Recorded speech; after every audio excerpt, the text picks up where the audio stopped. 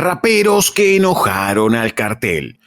En el mundo del rap, la valentía y la irreverencia son casi requisitos indispensables. Pero, ¿qué pasa cuando esas rimas cruzan una línea peligrosa? En este video iremos a un oscuro cruce de caminos donde el arte desafió a las sombras del crimen. O mejor dicho, donde también el crimen ensombreció al propio arte. Raperos que se atrevieron a usar sus micrófonos como AK-47 y sus letras como bombas Molotov, desnudando una realidad que asusta y enalteciendo un mundo demasiado terrible y tan a la vista para muchos. Cuando los raperos se atrevieron a mencionar nombres prohibidos, a contar historias que nadie más se atrevió a contar, y pagaron el precio. La música a veces puede ser un camino muy peligroso, y eso es lo que descubriremos en esta historia de famosos. Lefty SM. Soy mexicano, esa es mi bandera, yo la levanto por donde quiera. Fueron algunas de las rimas que a Lefty SM lo volvieron uno de los máximos referentes de México, hasta el lamentable 3 de septiembre de 2023, cuando sus palabras musicales repiquetearon en oídos peligrosos por última vez. Mucho antes de alcanzar renombre en el mundo del rap, fue Juan Carlos Sauceda, quien nació el 12 de abril de 1992 en San Luis, Colorado, Sonora. En el seno de una familia humilde y trabajadora, tuvo 2 hermanos más y él fue el del medio. Como llegó a decir en una entrevista, no le faltó nada en su infancia, pero tampoco fue consentido. Entre las ropas usadas de su hermano mayor, aprendió a valorar la ética familiar respecto al valor de cada cosa. La infancia es una etapa dorada en la vida de cada persona, que marca de diferentes maneras, y en algunos casos, marcas indelebles en el alma. Aunque a muchos raperos las durezas de sus infancias las plasmaron en sus letras llenas de dolor, para el futuro artista fue algo distinta. Fue en estos años que obtuvo el nombre Left, porque simplemente fue zurdo, y su alegre grupo conformado de 15 amigos del barrio comenzaron a llamarlo de esa forma para destacarlo. Quedó para siempre y luego sumaría las letras S y M. Desde pequeño ayudó a su padre en el taller mecánico que éste tenía, y con tan solo 14 años, gracias a lo aprendido, trabajó en otros talleres de la zona. Desde esos primeros pasos se le inculcó la perseverancia y el valor del trabajo duro. Detrás del responsable joven había una gran pasión más allá de las 4 ruedas, y ese era el rap.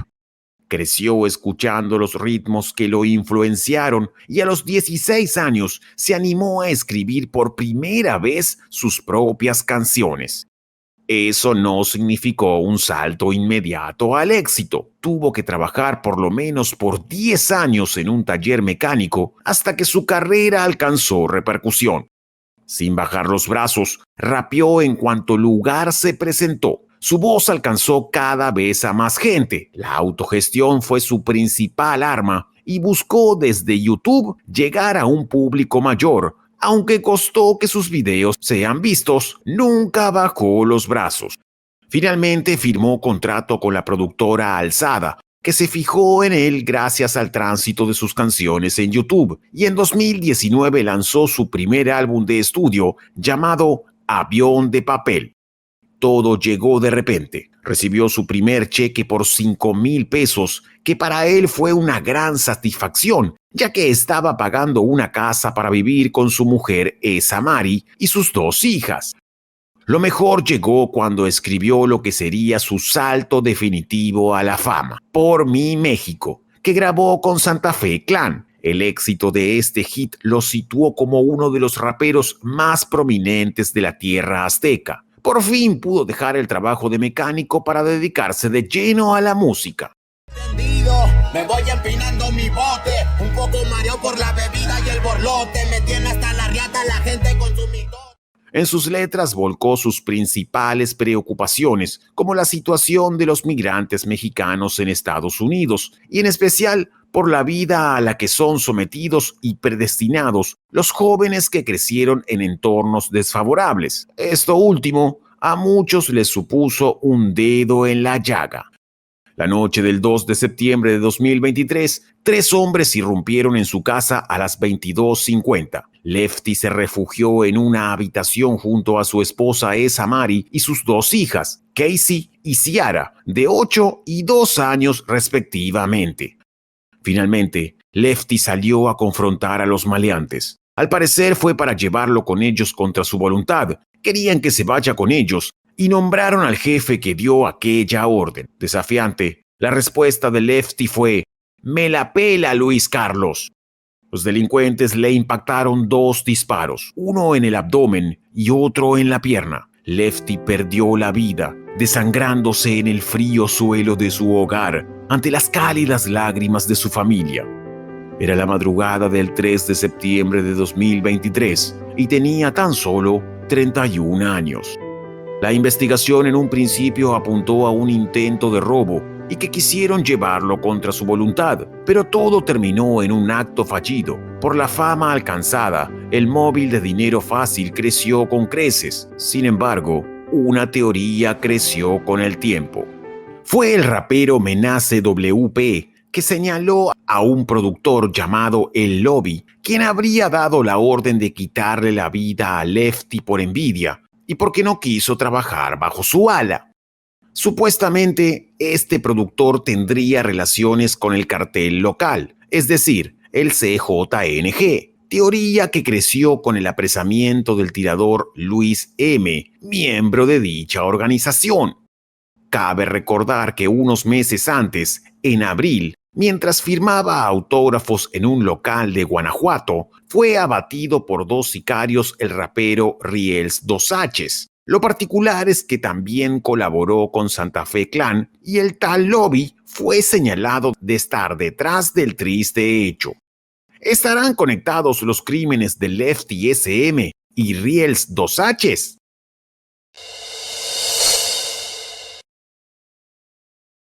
Mr. Josie Locote. Tapatío de nacimiento, se llamó Ramón Conchas mucho antes de que su nombre de guerra en el rap, Mr. Josie Locote, lo volviera una figura eminente del género musical. Nació el 20 de enero de 1976 en Bakersfield, California, y a temprana edad comenzó en los caminos equivocados y oscuros. A fines de los años 90 se unió a la infame pandilla Florence 13, que operaba en el sur de Los Ángeles. Creció dentro de la pandilla y ascendió hasta ocupar altos cargos de liderazgo. Y siendo uno de los principales, estuvo entre los cientos de pandilleros que fueron expulsados de Estados Unidos como medida para controlar la violencia en Los Ángeles.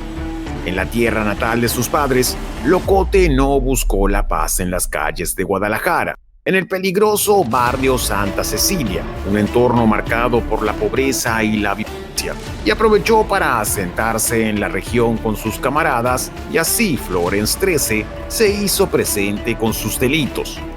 Los carteles no prestaban atención a las pandillas por considerarlas inferiores, pero eso iba a cambiar. Toda esta experiencia la volcó en sus futuras canciones, con un estilo para rapear crudo y letras que reflejaban la vida marginal, callejera, pandillera y los problemas de la comunidad más pobre, aunque en un principio lo hizo de puro hobby, escribiendo sus rimas para los vecinos del barrio. Poco a poco, su voz alcanzó todo Guadalajara, para convertirse en el rey de las rimas, y de ahí en más establecerse dentro del mercado musical, con colaboraciones artísticas con Cartel de Santa y Santa Fe Clan, entre muchos otros. Fue una de las figuras más reconocidas del rap underground en México. El contenido de muchas de sus canciones fue combativo y una propaganda directa al estilo cholo que trajo de su pandilla de Los Ángeles, en especial con su canción Florencianos 13. El Josie Locote, MC Mancha, Florenciano. Las calles sangre corre, al igual que las chavalas. Cuando ven llegar las flores, todos saben quiénes son. Una loa de lealtad a su organización que creció exponencialmente en el territorio, tocando intereses del cartel Jalisco Nueva Generación. Llegó a publicar 9 álbumes, el último de estos en 2017. Un año más tarde, su carrera encontró un punto final y también su vida a los 42 años. El 17 de abril de 2018, Josie Locote fue llevado contra su voluntad por un operativo comando del CJNG. 2 días después, el 19 de abril de 2018, su cuerpo apareció sin vida en una calle de Tetlán, Río Verde, en Guadalajara, Jalisco. Estaba en una bolsa como si fuera un perro y en el pecho, con un destornillador, le clavaron una cartulina con una amenaza de que eso les pasaría a los que se reconocieran como cholos. Esto refiere a la cultura chicana nacida en Los Ángeles y que representa un estilo particular de vestimenta y la mayoría de las veces organización criminal, las pandillas. Aunque nadie fue acusado formalmente, medios extraoficiales apuntan a un ajuste de cuentas y una relación directa de Mr. Josie Locote con estas organizaciones. Con una carrera artística en crecimiento desde el 2009, las calles y la violencia parecían cosa del pasado, pero en sus letras aquello siguió más vivo. Para muchos, sus rimas sombrías y pandilleras molestaron a la persona equivocada, a los verdaderos jefes de las calles de Guadalajara y todo Jalisco. Una versión señala que Mr. Josie Locote no solo era miembro de Florence 13, sino que ungió como un poderoso líder y que se unió en sus últimos años al cartel Nueva Plaza, liderado por Enrique Sánchez Martínez, el Cholo, lo que dio pie a aquella amenazante nota en el cuerpo sin vida del artista.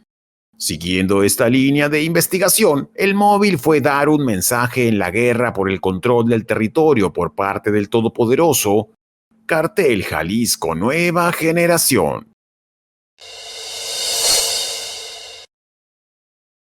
Peso Pluma. Hassan Emilio Cabán de Laija, el famoso Peso Pluma, no escapó al terror de enojar a los carteles.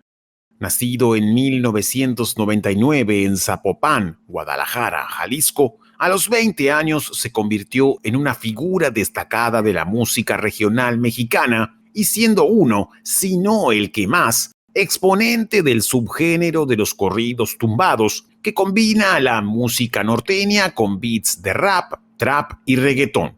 Ya nos verán pistear, pura cadena gruesa y las plebetas. Sin embargo, más allá de la fama y el éxito, de estadios llenos en cada presentación, lo acompañó la polémica, ya que muchos señalan presuntas conexiones del artista con el cartel de Sinaloa. Canciones como El Belicón y puro Peso Pluma, viejón. Ay no, esperando la orden del Señor. Soy el Belicón, Gavilán, soy de la gente del... No me muevan que me puedo enojar. siempre pendientes,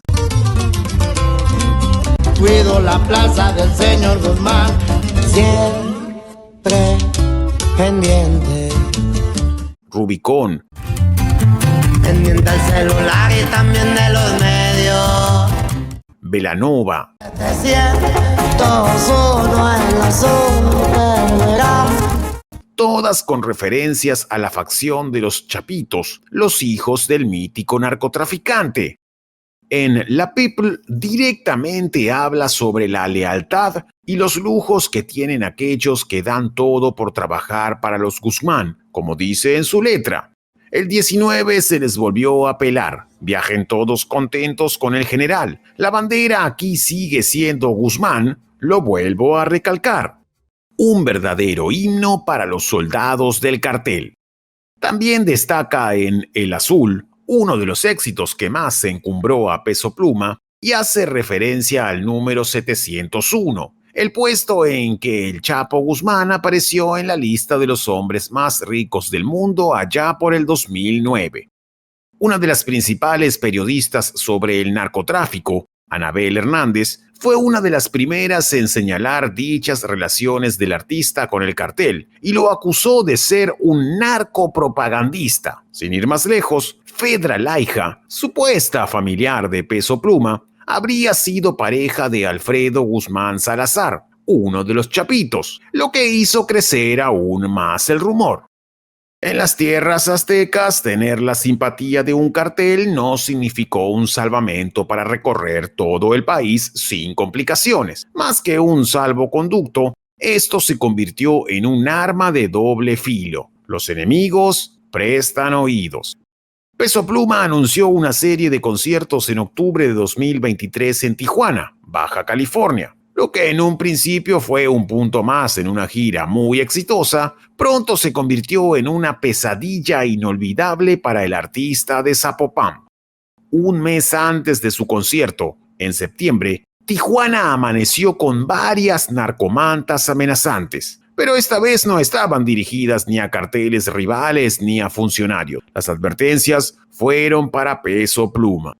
Esto va para ti, Peso Pluma. Abstente de presentarte el día 14 de octubre porque será tu última presentación. Esto por irrespetuoso y lengua suelta. Te presentas y te vamos a partir toda tu madre. Atentamente, CJNG.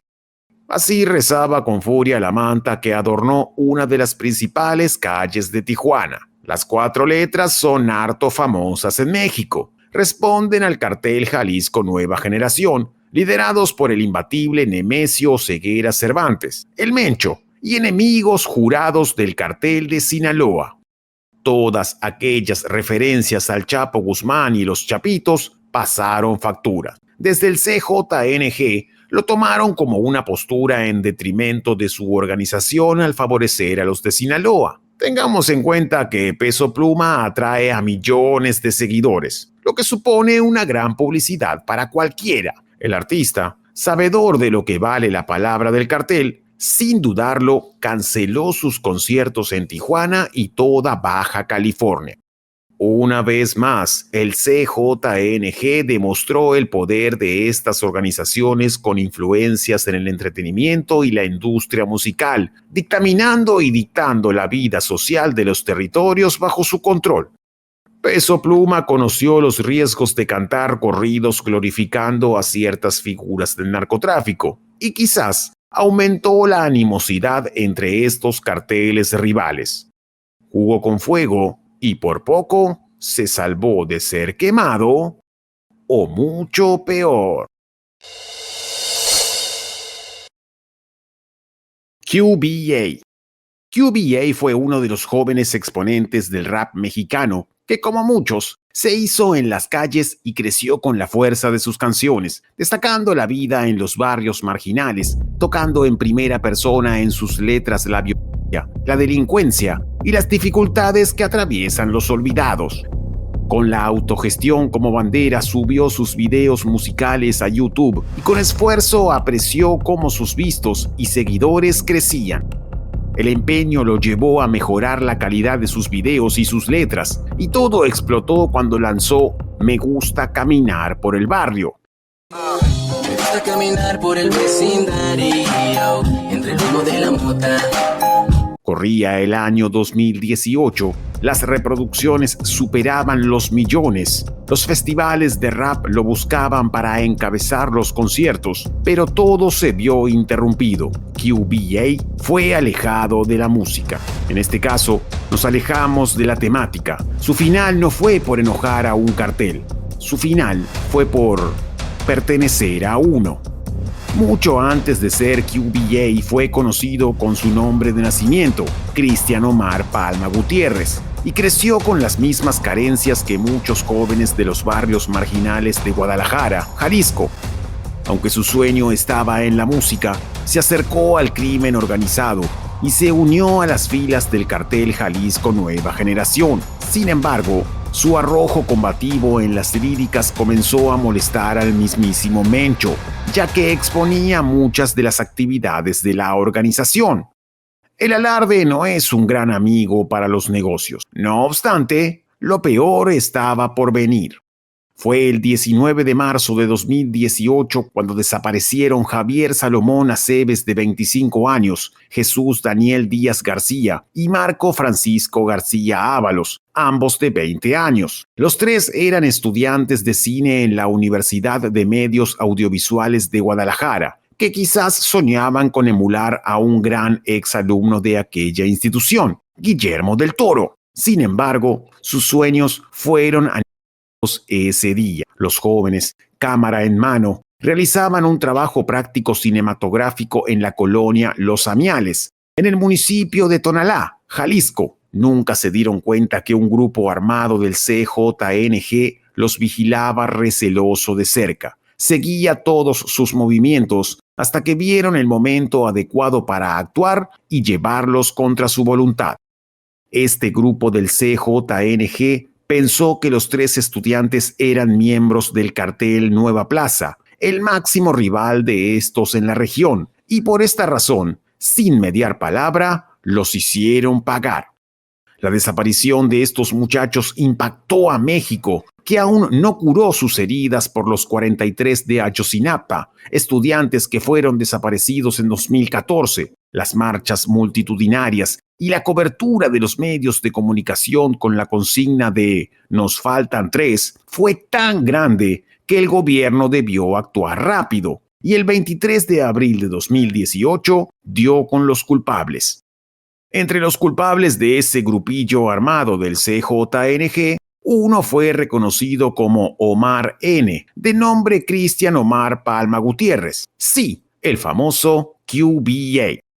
Esta vez, ante las autoridades, su lengua fue mucho más cruda que en sus canciones. Confesó que a los tres estudiantes de cine los golpearon, los torturaron, y simplemente porque pensaron que eran rivales, filmando casas seguras. Y finalmente, para no dejar rastros, él mismo se encargó de disolver los tres cuerpos en ácido sulfúrico. Admitió que lo hizo muchas veces, que el cartel Jalisco Nueva Generación le pagó en varias ocasiones para deshacerse de cuerpos y que le pagaban $150 por cada uno, 250 si sacaba una foto. Con más de 60 videos en YouTube, más de 200,000 seguidores y millones de reproducciones, QBA tenía el mundo por delante. Ahora pasará 75 años tras las rejas. Aunque rompió el código de silencio del cartel, ¿llegará el enojo del Mencho hasta la prisión de QBA? Sin dudas vivió como con sus rimas. El morro calmado del barrio tiene mente sucia. Ya no es lo mismo. Nada es como antes. Un hijo de la chingada. Me convertí en un desmadre. Mi jefecita, perdón por lo que soy.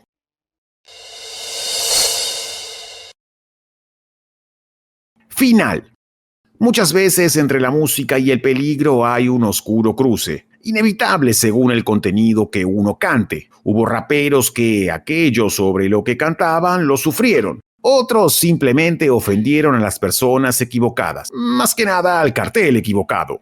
Estas son historias de famosos, donde la valentía y la imprudencia se mezclan en un micrófono, dejando cicatrices en una industria musical cada vez más marcada por la violencia. Estos fueron solo algunos casos. Claro que hay más, como Hammer Espada, 50-50, Pacas Psycho, incluso Cruzando el Río Bravo. Las historias entre raperos y pandillas tuvieron muchos finales tristes y lamentables, como los de Tupac, Biggie, Chameleon y muchos más. ¿Ustedes qué piensan? ¿El rap es un grito de resistencia o un juego de riesgo? A veces las palabras pueden ser más peligrosas que una bala y más explosivas que una molotov. Hasta acá el video de la semana. Esperamos te haya gustado y si es así te pedimos que por favor nos des tu importante apoyo suscribiéndote al canal y dejando tu opinión en la caja de comentarios. Si Dios quiere nos veremos la próxima semana en esto que llamamos Historias de Famosos.